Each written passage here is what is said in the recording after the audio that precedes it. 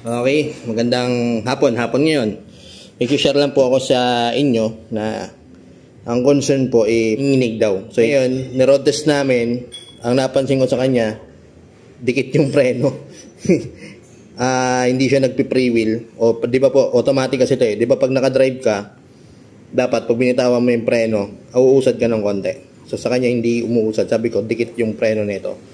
Ngayon, at ikalawa, pag lumili ko ng sagad, gumaganon. So, yeah. Tapos nakailaw yung ABS, napansin ko sa dashboard.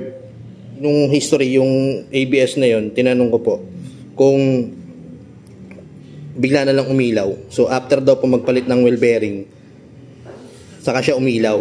Ngayon, pag ganun po, after magpalit ng wheel bearing, possible po yan, pwedeng baliktad yung bearing or yung bearing na isalpak without ABS. Dalawa po kasi yan, with or without ABS.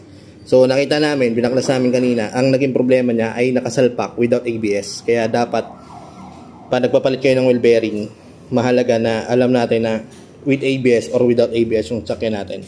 So ang pinaka-concern niya, sabi ko, check muna natin lahat ng pangilalim. Ang naging problema is yung piston. Ito. Caliper. Ito, ayun.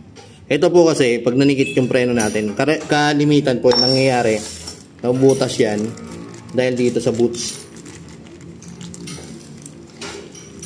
Boy, pabukas nga, boy. Okay po. May mga pinagpalitan. Thank you. Piston natin, may boots po na yung tinatawag. Ayan. Ayan, butas na. Pag nabutas po yan, papasukin ng tubig. Pag pinasok ng tubig, bakal yan, kakalawangin. Pag kinalawang yan, mauwi ka sa pagpalit.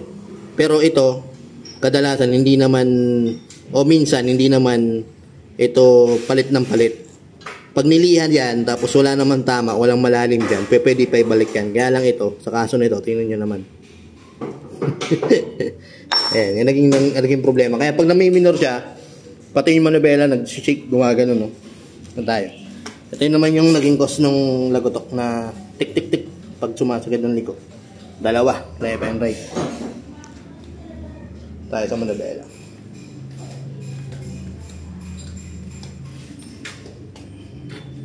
Yan. Pag nananakbo siya,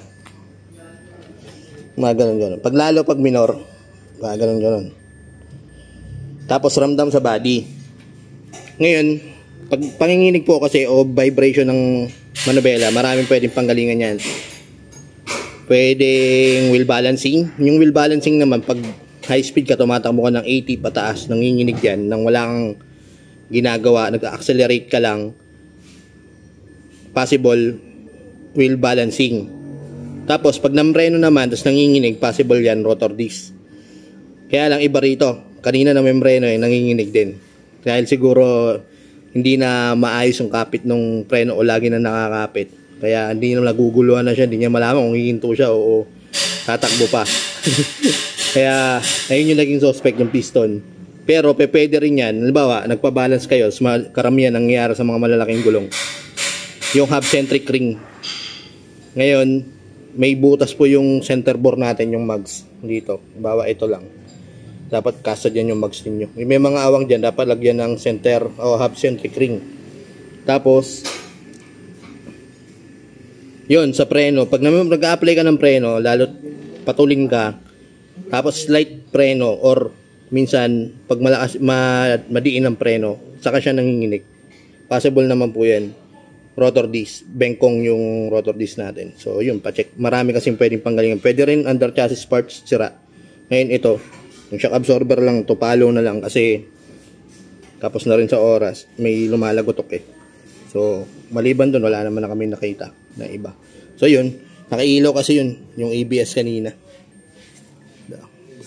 pananakbo. Ayan, ABS. Dapat po kasi walang nailaw dyan pag tumakbo kayo. Ayan, wala lahat yan. So clear dapat yung dashboard na yan. So nangyari kanina, may ilaw yung ABS. So yun, nangyari, inaisalpak na bearing, walang ABS. So yan, problem solved. Ang pwedeng mag-cause po ng vibration yan. yung piston natin o yung naninikit na preno, lalo pag bitaw ng acceleration. Pwede rin CV joint, pag CV joint naman pag marangkada, mga ganun-ganun yung body. Ito, problem solved na. Pahabol na lang palit valve. Okay? O yun po, vibration.